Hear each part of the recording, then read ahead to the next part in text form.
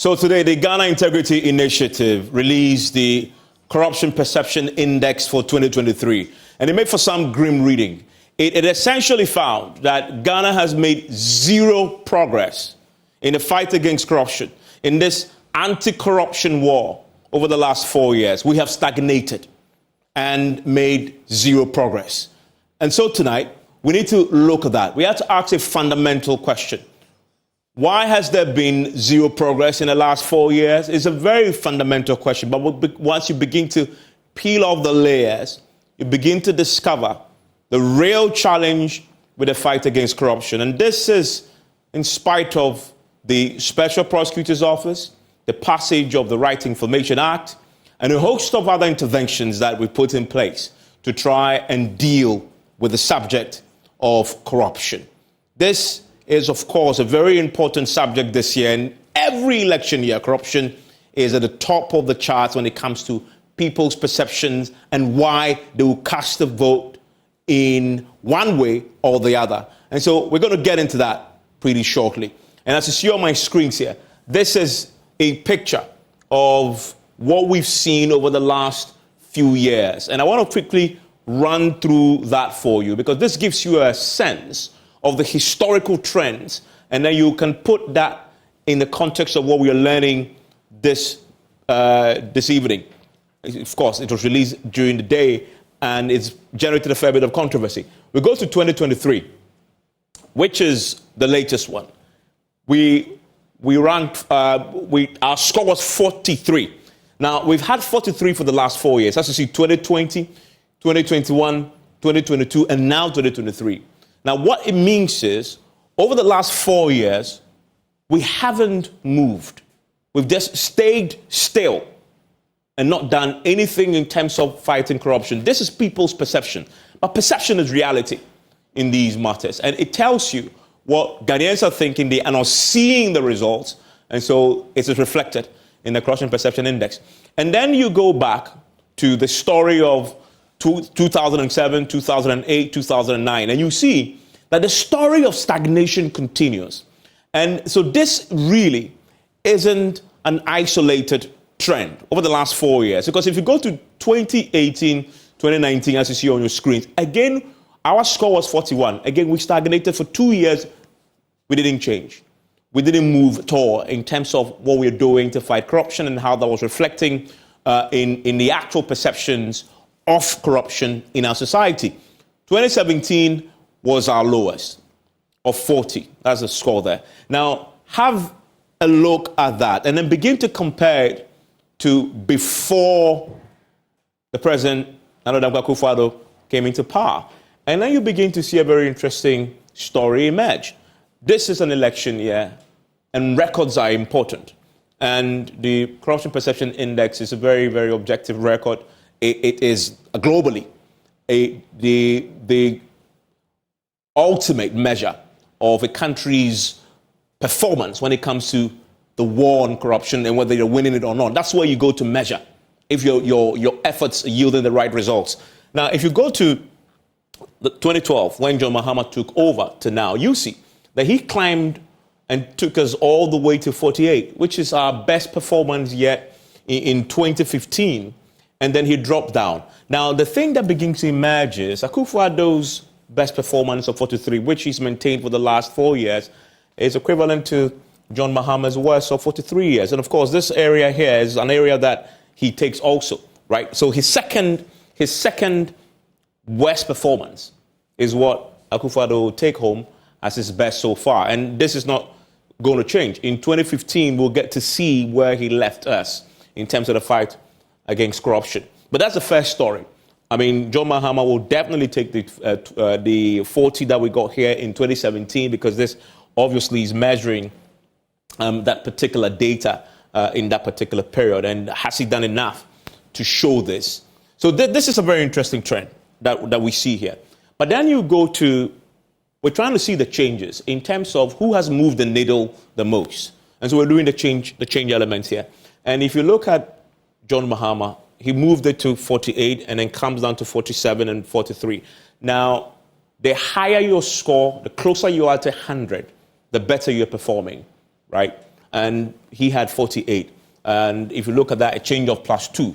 If you come to when in 2016 before he left 43, that's a change of -4. Overall, his net performance there is -2 because of the work that he did and the movement that we saw in the performance, that zigzag movement that I will show you earlier here, right? And of course, this point of 14, 2017, Nana Akufo-Addo will take it because that is his own year of authority and supervising that particular year, and he takes the credit for it. If indeed it is worse, he also takes it. And then you come to Akufo-Addo, you see that he's at 0. He's a 0 because, that's the net, right? He's a 0 because, as I made the point earlier, he largely has stayed stagnant, hasn't moved in terms of changing the corruption perception index and moving it into the arena where you could point to and say, I'm doing a great work in this particular area. And that's why you see 40, 41, 41, 43. That isn't great movement. He's largely stayed stable and not moved. Now, a very interesting correlation also begins to emerge when you look at this year's corruption perception index. They draw this correlation, which we thought was interesting to highlight, that part of the problem that we're seeing, and this trend of the corruption fact not yielding results is not a Ghanaian trend. It is a global trend because you see the global average is 43. So many countries aren't doing that well. But you see a correlation between the justice system, right? There's a correlation between the justice system that if it is deteriorated, as the survey and the results show, because of the deteriorating justice system, you have a situation where there's a reduction in accountability of public officials, which makes sense, right? Because if the justice system isn't strong enough to deal with corruption, even when there is evidence, there is impunity, and public officials believe they can get away with it. And so what you have is less accountability. And then when you have less accountability, you have thriving corruption. So there is a relationship here between having a strong justice system that can sanction public officers when you're found to be corrupt and your corruption perception index or the pervasiveness of corruption in your society. So this is a link here. And that, for me, is a very important link. It then goes to show that our problem, the fact that we've stagnated, also is a pretty terrible commentary on the strength of our justice system. That's what this means fundamentally. Because of our struggles, it shows that our justice system isn't as vibrant, isn't as responsive to our needs right now as it should be. And that is why we are seeing less accountability from public officials and thriving corruption. This is according to the Transparency Initiative. Of course, the Ghana chapter is the Ghana Integrity Initiative. They show us this and that correlation. We'll discuss that a bit more. Let's drill down this subject a bit more. And it's not surprising that when you look at the corruption perception index as it relates to the rule of law and isolate the rule of law index, you begin to see why I make the point about our judicial system being weak and producing the outcomes we see because of the low scores that we are getting from the corruption perception index. Because if you look at the index, the closer you are to 1 is between 0 and 1. The closer you are to 1, the stronger your rule of law. Now, over the last few years, we have just been around 0.55, which is dead center, average. We are performing averagely in terms of the rule of law in Ghana. If the rule of law is average, corruption will thrive, according to this dynamic that the Transparency International says, right? So that tells you a story. If you go back, our best performance has been in 2017, 2018, when we had 0.59. But overall, we've been average, dead center. We're not as close to 1 as we should be. And no wonder we are having the challenges that we are having currently, right? And let's trace it back. And then you look at our peers in the sub-region and elsewhere, and you begin to instantly see that this is a global problem because you have the Ghana score of 43, you have the sub-Saharan score of just around 30, and I've heard some people say today, but yeah, I mean, the sub-region, we are doing good. We're doing good in the sub-region, but if you put yourself in the shoes of a blind man, a one-eyed man will be king. And possibly that's a story we're seeing emerge in the sub-region, which is 33. 33 is what the average score is in the sub-region. We are at 43, and so many say, that's a 10 points difference there. But yeah, sub-region, who are you comparing yourself to? Global average is around 43 too. So again, it tells you a story that Ghana is playing within a global space where many countries aren't doing as well. And then you look at the as it relates to the prosecutions that the Office of the Special Prosecutor is trying to do. It isn't good. We have 0 convictions, 1 acquittal, 0 convictions. That tells you a story. It relates back to the point I made about the correlation between the justice system and how effective your fight against corruption will be. That is a story today from the Ghana Integrity Initiative, of course, the Transparency International. My guests are joining me, and I'm really looking forward to this conversation because the Deputy Attorney General is my guest. He has been also analyzing this himself, and he has some thoughts on this. The resourcing question, the conduct of public officers, bail, where is that? He'll talk to us. Daniel Demelovo, you see him on your screens there. He is a former Auditor General. He will also share his thoughts why we're stagnating with the period. And then we'll talk to the Executive Director of the Ghana Integrity Initiative. They put this out today, giving us a lot to chew on. Mariada, as you see her on your shot there. After this break, we'll get into the real discussion. But I'm really interested in how do we get out of this stagnation after the break. Appearance is always brought to you by Syntex Tanks. It is strong, it is tough. Alomobites experience greatness in every moment. Ghana AIDS Commission. Pepsodent, every smile matters. And no matter your water needs, Syntex Tanks has it all. It is a tank I always recommend for you because they have the double layer tanks, but also have specs for you, which is bespoke. You want to call them 0244 335-168 or shop online at syntexgh.com. Syntex tanks are strong, are tough. Also, Pepsodent Cavity Fighter is fortified with fluoride and microcalcium ingredients, sealing tiny and invisible holes in your teeth. This prevents cavities, keeps your teeth strong and mouth healthy. Pepsodent Cavity comes in 175 grams big family pack, 120 Jaqua pack, 65G and 12G sachet as well. So you can always get what you can afford at any time. Pepsodent, every smile matters. My guest joining me right now is Mariada. He's Executive Director of the Ghana Integrity Initiative, the local chapter of Transparency International. Daniel Demelovo is a former Auditor General, and Alfred Chiayebwa is a Deputy Attorney General. And I want to start first with you, Alfred Chiayebwa. So you look at the statistics as we just went through as it relates to the Corruption Perception Index, and in the last 4 years, it has stagnated. I mean, it means that there has been 0 progress made in the last 4 years. What's your reaction to that? Thank you very much, Evans, and greetings to my friends also with me, Mr. Domelevo, and then my sister, Aunt Mary.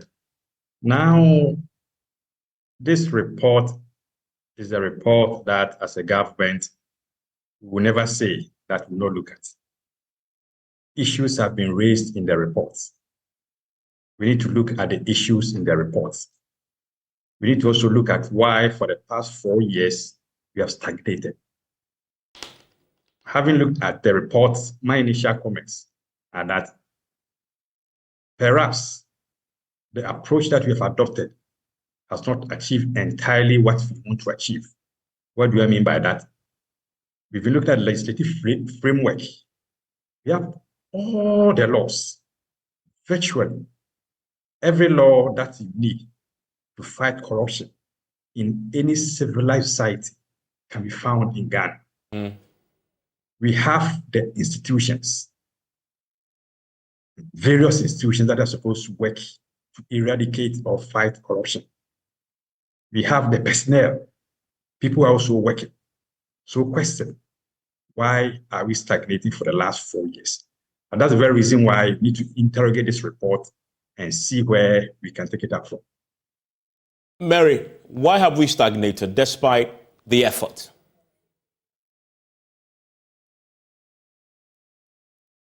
Please unmute for me.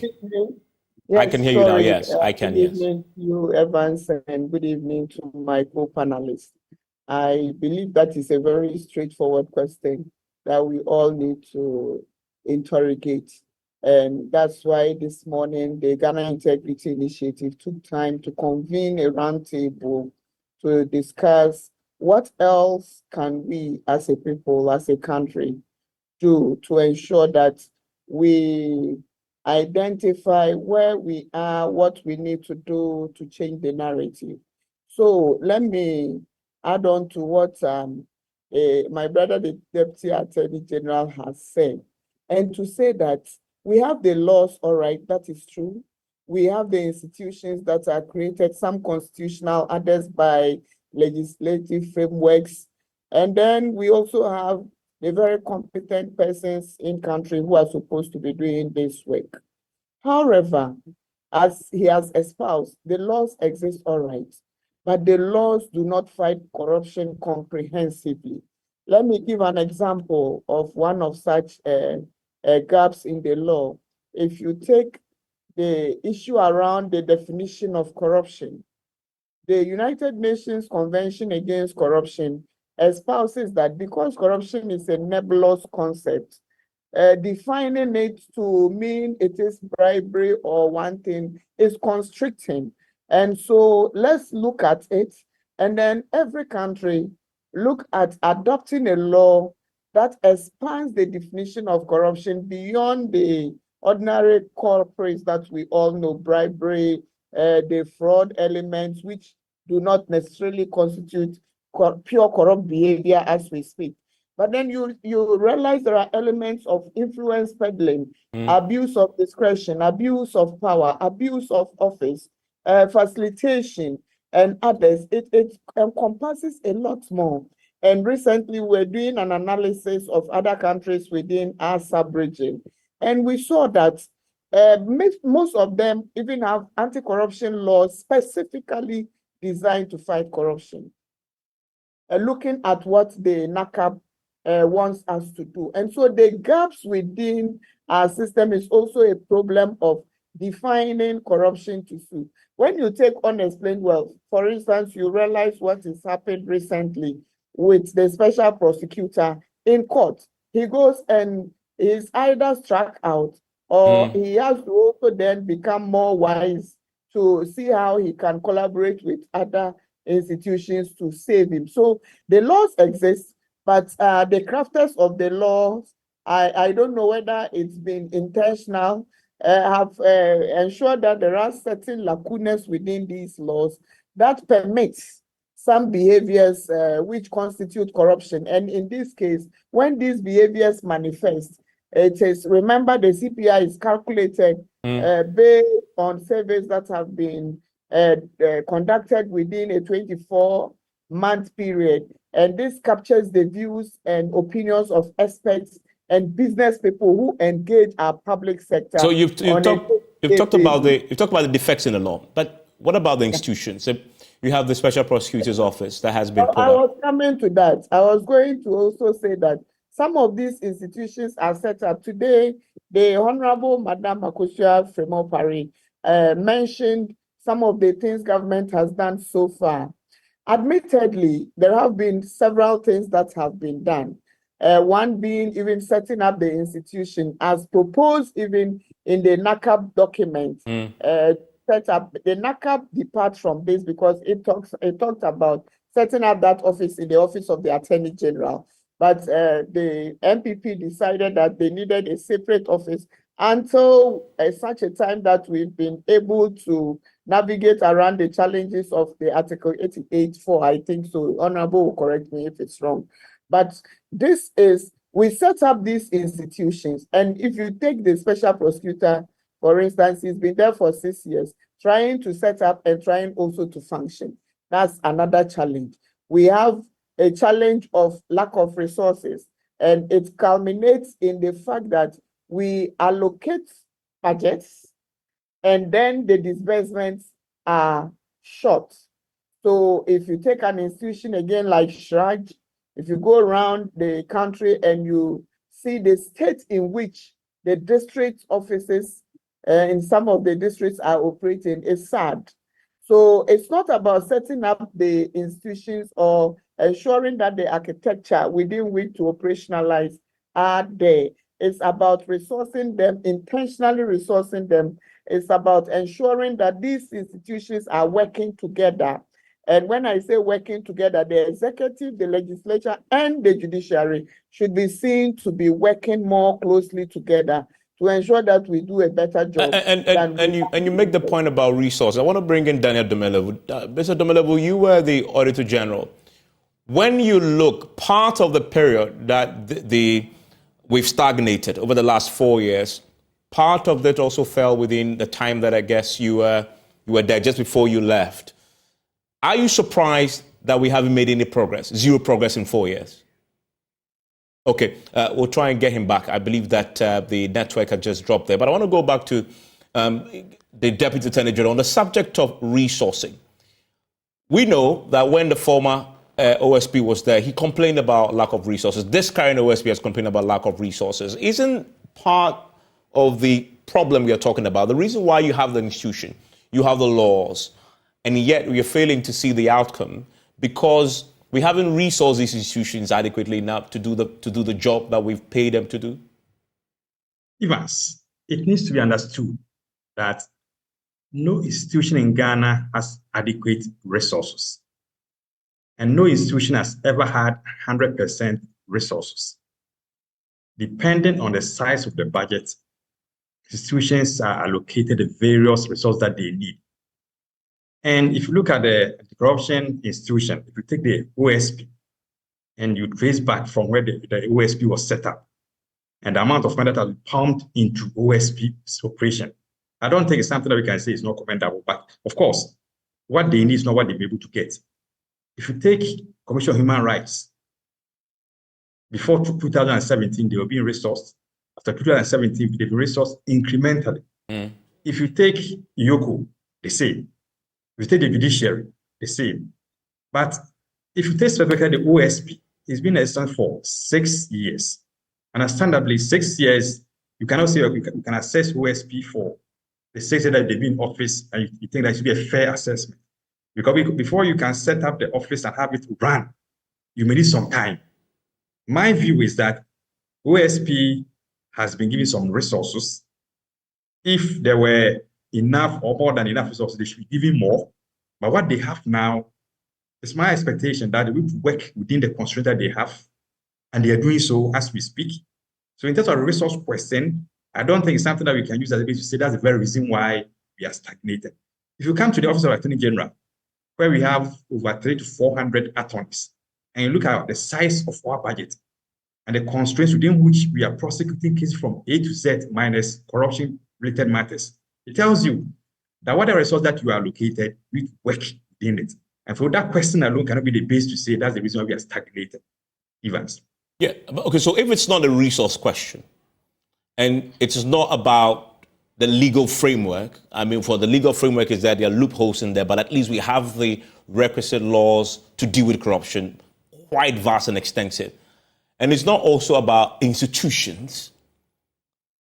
What is it? Evans, I see reporting as a key factor. When you say reporting, what do you mean? Yes, corruption is a two-way affair. You have the giver, you have the receiver. The giver, if he's reported and he can be arrested and prosecuted, there is receiver too, can be investigated and prosecuted. And so if the giver realizes that upon complaining, he can be prosecuted, the only thing that he can do is that he just keep quiet, go back to his home and then tell his friend. The friend will tell a friend, then it falls into the rumor mill. Then what happens is that people then become that kind of perception. The person who has received it, because he knows that he will also be prosecuted, definitely will not go and report himself to the security agencies. People are not ready to report corrupt activities, but people are so comfortable going to the rumor mill, just trying to tell others that the system is so porous, the system is so corrupt, without reporting and without giving evidence to the agencies to work with. Well, I mean, but so you're fundamentally saying that for you, the primary reason why in the last 4 years we've made zero progress in the fight against corruption is because people aren't reporting? Not exactly so. It's one of the factors. Now, Evans, if you look at the media landscape from 1992 to 2024, look at total number of radio stations that we have. Look at the total number of TV stations that we have. Look at total number of newspapers that we have. Because there's also been a kind of expansion in the media landscape. Every single rumor finds its way into the media landscape, and it feeds into that system also. And so if you are comparing this year, as against perhaps maybe 2010, 2008, you may have to look at the dynamics. And it's also purely attitudinal. Are we ready to change our attitude? Well, but that starts with leadership. And today we heard from the GI making the point that fundamental problem is leadership. And that in the last 4 years, we've started, and I show the trends there. If you really compare over the last more than 10 years, you see that the last 4 years, in fact, last 6 years, has been possibly one of our most challenging periods when it comes to the Corruption Perception Index. Isn't that down to the lack of political will and good, committed political leadership, i.e. the president himself? Of course, you are the Attorney General's department, so a huge chunk of this then falls on you to deal with this. And that you see this dichotomy between the rhetoric and what actually happens. Evans, I don't see that dichotomy.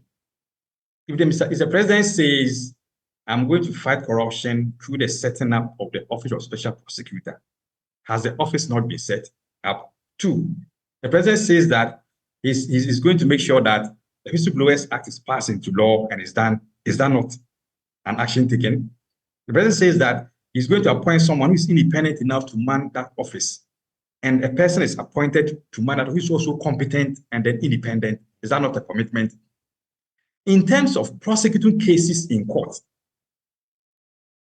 the president, with all due respect, does not have the power to convict people. That's a fundamental thing. At best, there are state agencies that are supposed to work, that are supposed to investigate cases. And those agencies, they work with the information that they get. And so if, for example, the president sets up the Office of Special Prosecutor and reports are made to the office of OSP and they investigate, go to court, and they either lose or win. In the event that they even lose, you cannot say the president has not shown the commitment. Unless, of course, you can convince me with evidence that there was an issue where someone was accused of being corrupt. The president says, no, I will not allow you to investigate that person. That's why you can say actions have not been taken. Otherwise, I disagree. Okay, Mary, your reaction to that? Evans, perhaps if we want to engage in this banter, we would not close. We believe that leadership is key. Leadership is key because leadership actions and inactions determine how this fight can go, if it will be successful or not.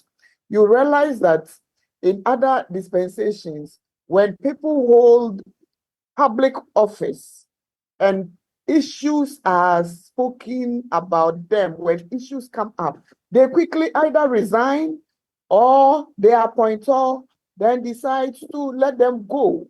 It doesn't matter whether there is any investigation ongoing or not. So for us, leadership is committed to the fight against corruption. When there are issues, we believe that leadership can take action. Well, and in leadership, I am not talking about just the president. I am talking about leadership across the public sector. And so, for instance, if at the Attorney General's office, there is an issue, the Attorney General can take action immediately on such any employee who contravenes the code of office. That's what we are talking about. Again, Evans, one of the issues that we haven't dealt with and we haven't done very well at is the fact that we are supposed to be deterring corruption, and yet all our actions are not deterrent enough. We have said that as public servants, there need to be a law that regulates their behavior. Admittedly, there are administrative codes around, but we need to criminalize some conducts, including unexplained wealth, including conflict of interest. And you're referring to the Conduct of Public Officers Act. Exactly. And therein, we have best practice, which we have been advocating, that we need to see publication of assets by public officers. We need to see a regime where public officers who leave office are supposed to then confirm or verify whether those assets they came into office with, if they have added on, how did they add on? So that's an element of the unexplained wealth being added. So there have been instances where you see in some jurisdictions, like the Singapore we talk about on each as the best example, which led to such a big revolution in change and development. There were issues. I remember a story where the president's friend had an issue and it wasn't that big. He calls the president says, I cannot help you. Let the processes go on. And the person had to commit suicide. And that is a close friend of the Lee Kuan Yew at the time. We want to see such happen in Ghana. Instead of the over-politicization of our fight against corruption and mostly the rhetoric that accompanies it. And today, the special prosecutor again tells us that sometimes even the commitment that is preferred rhetorically does not show because there is so much pressure being brought to bear on the institutions that are supposed to be fighting corruption. I see. And thankfully, we have Dana Domelevo, who used to be in one of the institutions. He headed it. He's back on. We lost him briefly. Mr. Domelevo, give me your quick reaction to the stagnation we've seen. 4 years stuck at 43, that score, which shows that in 4 years we haven't moved. Surprised by that? I am not surprised. In fact, if there is any surprise at all, let me start first by say good evening to the panelists, Honorable Alfred, the Deputy Attorney General, and my sister Mary, and yourself, your good self. Let me say that I am actually surprised that we have stagnated.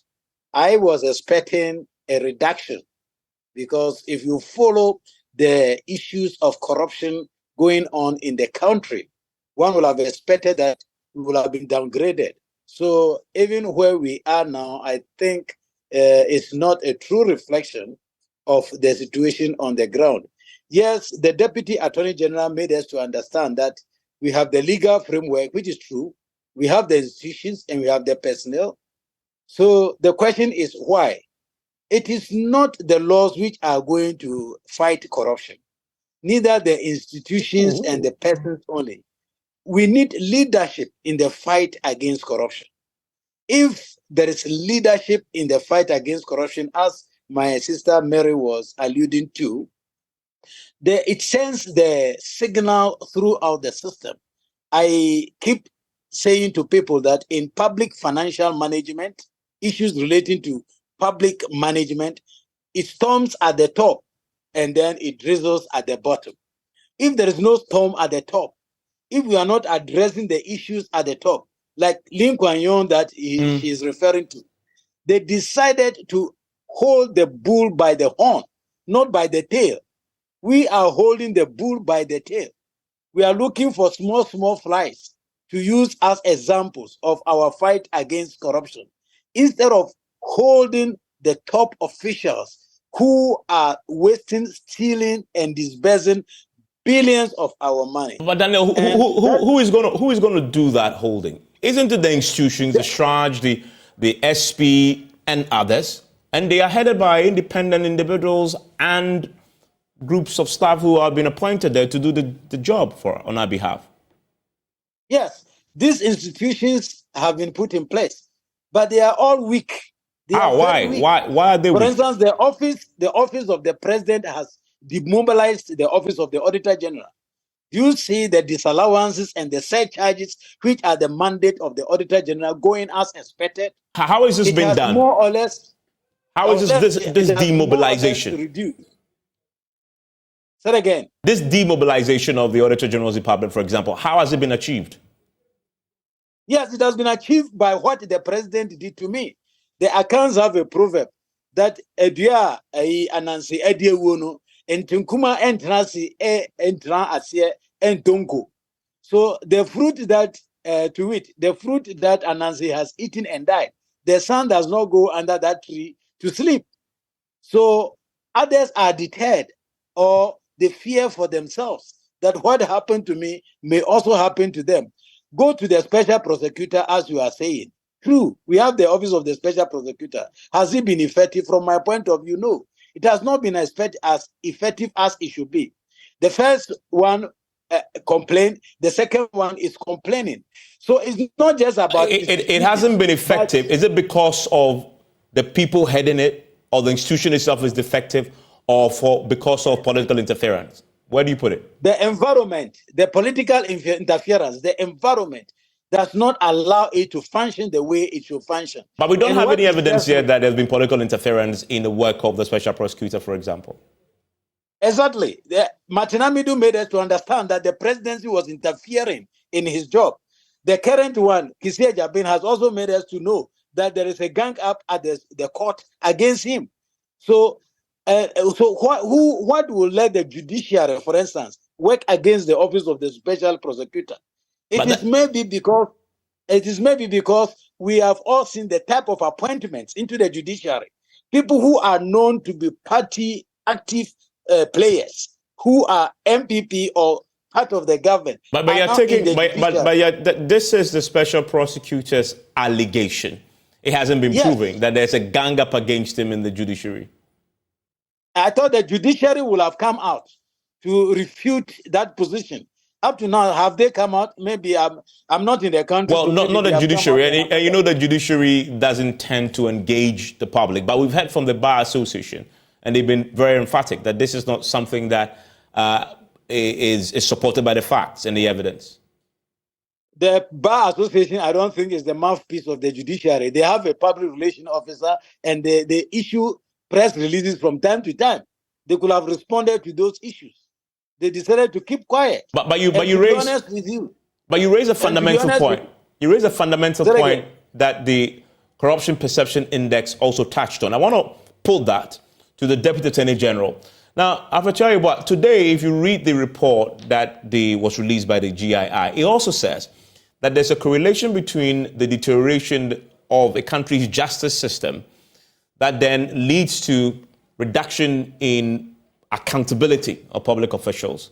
That also then leads to thriving corruption. That is the case in Ghana, is it not? And this stagnation we've seen, the lack of progress that we've seen in the fight against corruption, traces back to a weak judiciary. At least that's what the report says. Evans, I think this part of the report, I disagree with them 100%.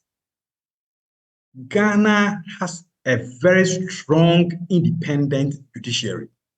Unless, of course, people may want to say because they've lost one or two cases, the judiciary is not independent and it's also not strong. If you go to the High Court complex tomorrow, it's a working day, you see how effective the judiciary is and how they do their work. But let's take it. If an office, for example, the AG's office, if we go to court and we lose cases, it does not mean that the judiciary is weak. It might well be that we have a weak case. The judges there do not work with perceptions. They do not work with speculations. If you want to take speculation to court and you expect that because you are a specialized agency, the courts will play soft with you, I'm sorry. The courts play with the rules that they have. Now, if you look at this report, as you said, it's about deterioration of the judicial system. That's what I'm saying. I disagree with them. But you say you disagree, but the special prosecutor has spoken publicly about judges ganging up against him. That clearly shows a weak judicial system, if his position is true. That position, if that's the position of the SP, I also disagree with the SP. The SP is a seasoned legal practitioner, very intelligent lawyer. I know how he was practicing in private practice. And he knows, and you also know, and we all know, that if you take a case to court and you lose that particular case, it does not mean that the institution, the judicial institution, is rather the one which is at fault. It might well be that you weren't able to do what you're supposed to do as an institution. That's why I gave our office as an example. We go to court, we lose cases. If you go to court and you lose case and you want to take it up, you go to the next level. If you disagree, you go to the apex court. And so if, because the OSP has lost cases, we want to use that one to say the judicial system in Ghana is weak, then we are not being fair to the judiciary. When Mr. Martin Amidu was in office, there were cases that he lost. So it's not something that is new. There are instances that you go to court, what you were expecting, you don't get it. Mr. Domlevo was talking about the judicial and appointments to the judiciary, about MPP supporters, A, B, or C. Let me make this point so clear that all persons who have been appointed to the bench are people who are qualified to hold such positions. If we were to look at those the political persuasions, I can also point out a lot of people who were also members of the NDC who also went to the bench to serve.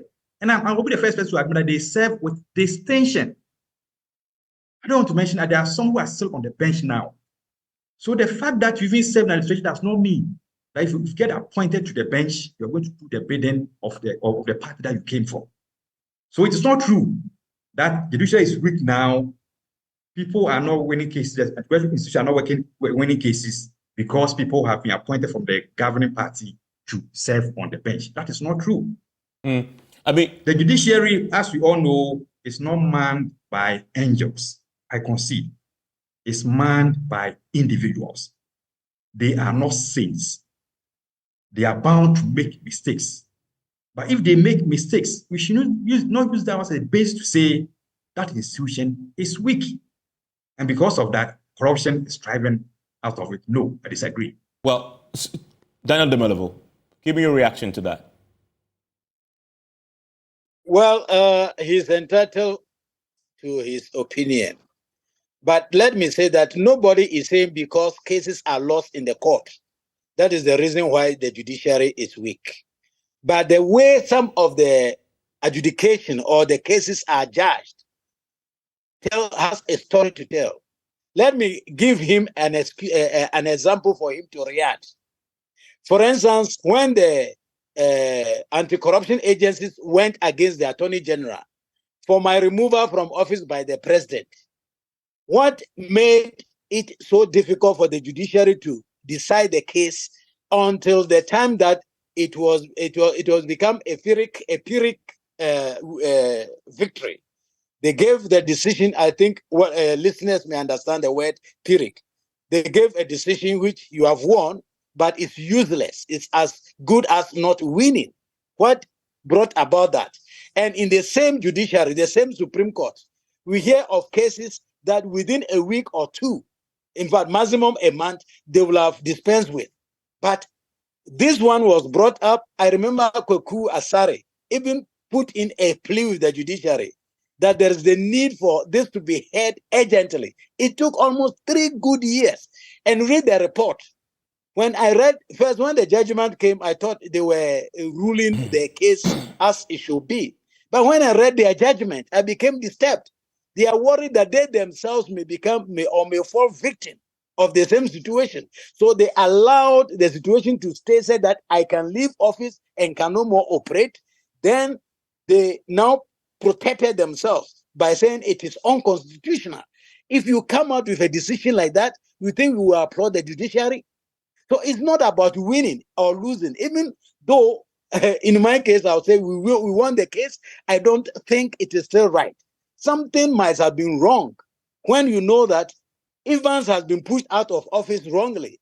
He must come back to office. You wait till Evans reaches the retiring age. Then now you pronounce and say, oh, your removal is wrong. But then we can't bring you because you have exceeded the distance. That is the type of decisions we are talking about. Once we are aware that at the same Supreme Court, some cases are held with a lot of speed. Justice, I thought they said delayed is justice denied. So that is my reaction to him. That we are not talking about losing or winning a case. How the cases are decided is what we are talking about. I mean, we may be wrong at law, but from our point of view, it is not right. So Mary, you flagged this, and very briefly, why was this important to flag this correlation you drew between the justice system and the success of the fight against corruption? Great. So, Evans, we are using facts and not conjecturing. So, we talked about the rule of law index. So, if the Honorable is minded, he can also then pay attention to the various rule of law index that have been produced over time by the World Justice Project. And we've averaged just 0.5, which is just average. Exactly. And so the most we have done is about 0.69 or so. 0.59. 59, thank you. And after that, we have come to the 0.5 and we continue to hang there. And Honorable, we are saying that there is a clear positive correlation between the issues around the delivery of justice and the fight against corruption, because it is very clearly established that when these scores go up, then we are able to also make progress. But when they continue to persistently come down, exactly the case as well is the reverse is the situation. So we are not conjecturing at all. And you would agree with me that most of the issues around justice delivery have been spoken to extensively in Ghana, even though you might not agree, but we are talking from the perspective of evidence and the data available, and not conjecturing at all. And just before we wrap up, it's just like what we said about when a country stagnates for a long time, the tendency that it will drop is very high. So you're expecting that from next year we may experience a drop in our score, in our CPS. So we took 6 countries to do the analysis in Africa who had stagnated, who were just like us and had stagnated for a period of 4 years or over. And you realize that out of the 6, 4 of those countries dropped significantly and 2 were able to make some gains. So I mentioned in my statement that in this case, it means Ghana, we need to be more proactive and interrogate the processes or the indicators that are used in most of these measures. And I have had opportunity to discuss this when the president took over in 2017. It's not magic. We can do this. Okay. It's just that we need to be more committed and we show that we want to do this. Mary, let me give a quick final word to Alfred. Alfred, there's a point that the OSP made today, still in an attempt to try and propose solutions. One of the things he says to insulate his office, and I want to pick your thought very quickly before we wrap up, and just a minute.